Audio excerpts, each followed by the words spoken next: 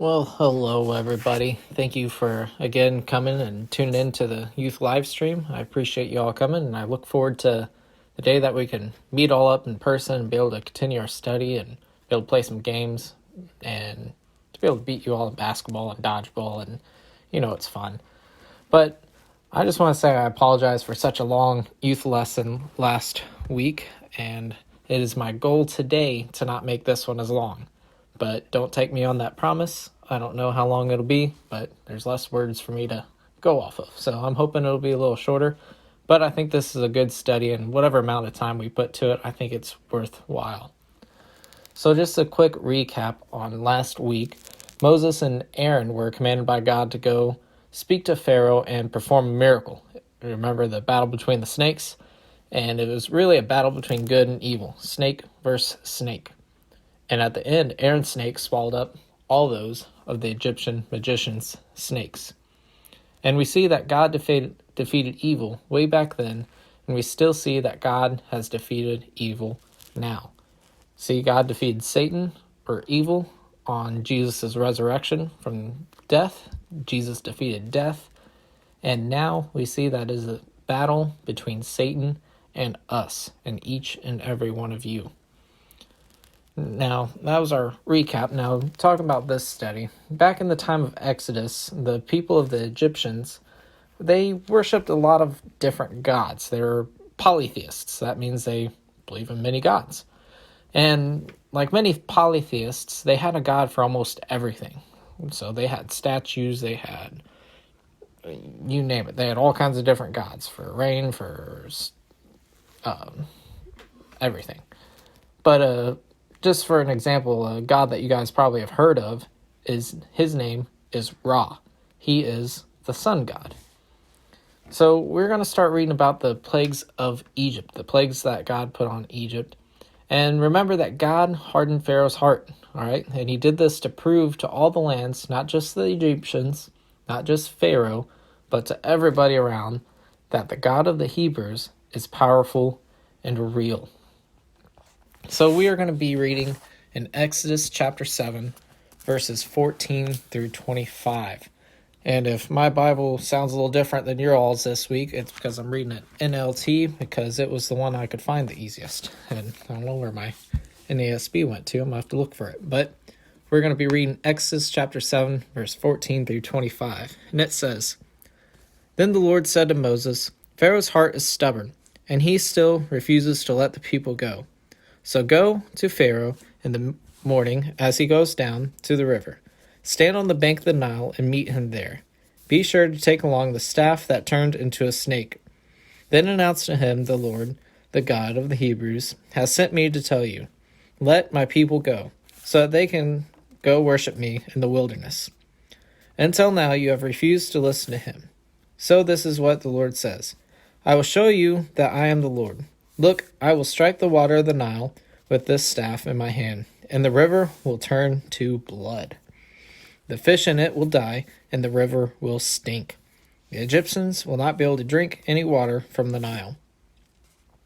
Then the Lord said to Moses, "Tell Aaron, take your staff and raise your hand over the waters of Egypt, all its rivers, canals, ponds, and all the reservoirs.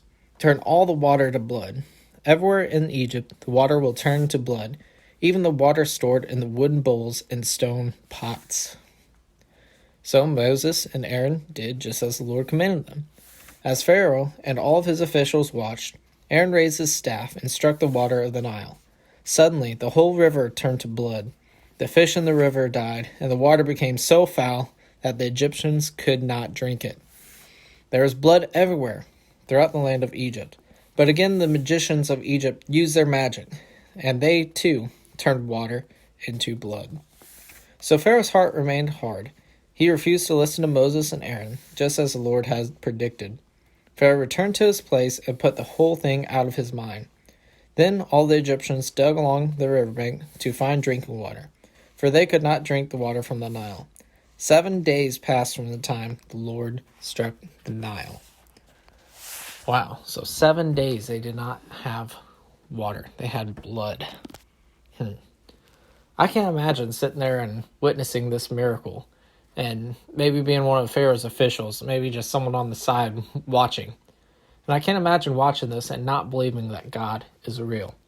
See, I personally would have a lot of fear. There's these two men, this duo, and this man just turned his staff into a snake, and he grabs that same staff, dips it in the water, and turns the huge Nile River into blood. I can imagine also thinking about what the Egyptian and Hebrew people felt, because the people of the Hebrews were also affected by this too. They drank from the Nile. Their main source of water is now useless. Can't drink blood. I mean, I guess if you're weird, you can drink blood, but that won't sustain you for very long. They can't also either water their crops, because blood's not good for crops either. And they can't drink the water, so what they have to do, they have to go around and find different water. They dig around the water, start digging some holes and hoping to find some water. That'd be a big pain. I'm sure there wasn't a whole lot of water to drink either. And also, they can't bathe. They used to bathe in the Nile. We see that from the beginning of Moses. Pharaoh's daughter was bathing in the Nile. Now, they have to go make their own bathtubs and also get water to fill up the bathtubs. No, there's no taking long showers at that time. But also, imagine the smell from all the dead fish. I don't know if you guys have ever been to the spillway by Long Branch, but what people do is they catch these carp that aren't supposed to be in the water. They're not native. They throw them up on the bank to die. And there's like hundreds of these big old carp laying on the ground, and you look at them and you get up close, and then all of a sudden the smell hits you. It's just a smell. It takes your breath away. It makes you want to leave the place. It is gross. So I'm sure the people back then had a similar smell to this, if not a lot worse, because the whole Nile, the fish were all dying on it. Ugh, it is a nasty smell. So I think we can conclude that this is a miracle that will affect everybody, and everybody really start complaining. But did you notice what Pharaoh did? He saw that his magicians could turn the water into blood, so he turned away, and he had no concern for it. He went home and put it out of his mind. His heart really is hardened. So as we continue studying the plagues of Egypt in the next few weeks, we see just how clever God really is, because he doesn't just affect the people, he specifically attacks the gods of Egypt. For example, this plague, God is attacking the false god Hapi, Hapi. And that is the god that caused the Nile to flood and allowed the Egyptians to grow crops. So you might be able to say Hapi is the Nile god. And see, the flooding of the Nile is really essential for bringing up rich soil for farmland to help crops grow. You farmers, you know how essential it is if you have good soil, how much better it is for crops. And also, the Nile was also used for irrigation to water the crops. Instead of carrying buckets everywhere to water the crops, they just made an irrigation system out of the Nile. The water would just flow itself. And then that doesn't happen now. It's all blood. So God here is proving to the Egyptians, the Hebrews, and also all the world that he is bigger and more powerful than Hapi. Yes, the God of the Hebrews is more powerful than the huge Nile River. See, the God that allowed the Egyptians to prosper and have plenty of food couldn't do anything to help them. Couldn't do anything to resist the power of God, their true God. So I also want to put this into today. Think about the many false prophets that we have in our lives today. They all have names, and we all spend lots of time and money worshiping them, even if we don't really know it. So I want to take some time to name a few. And there's a lot more to this list. First one I thought of is football, or beauty, or education. Now that doesn't mean don't do your homework.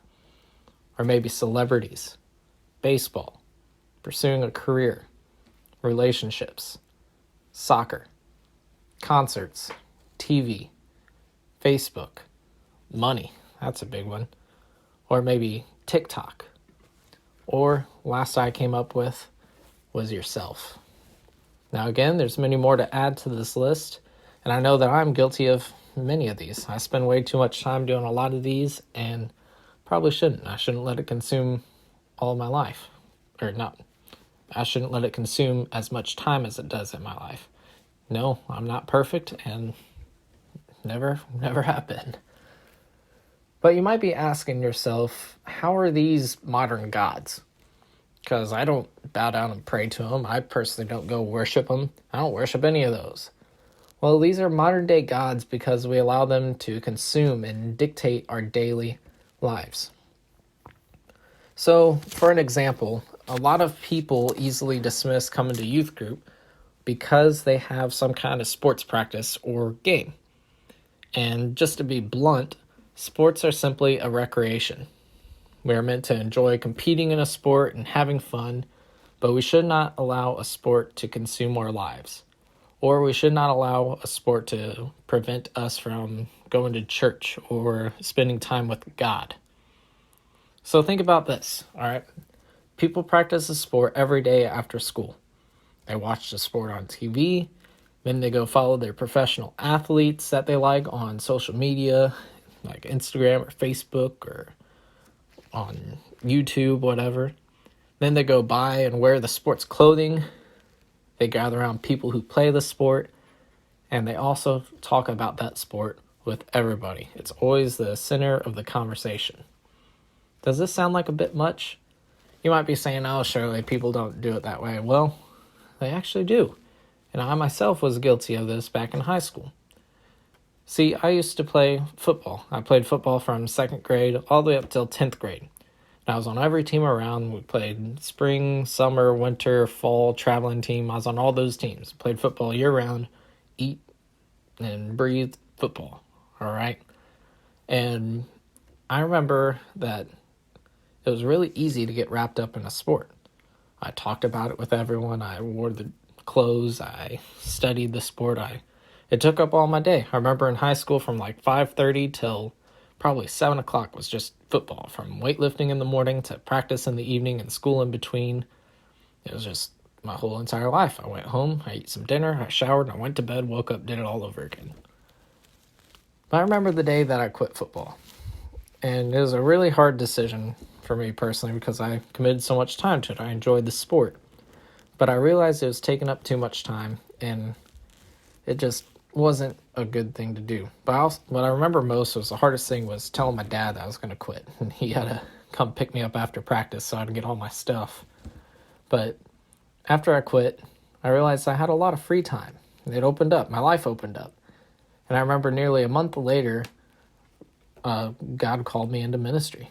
And I accepted that calling and pursued it and devoted all my time to it. If I was still playing football, it would have been a lot harder to commit myself to ministry. Why? Because then I'd have to choose between youth ministry and continuing football. Season would have went even more, and games would have been going on, and it would have been a lot harder time to quit. But I want you all to be mindful of your recreation, all right? Maybe your thing isn't a sport. Maybe your thing is maybe watching TV or playing video games or hanging out with friends. Your recreation, what you do in your free time. Like, it's okay to have fun. It's okay to have things that you enjoy doing. It's okay to play a sport.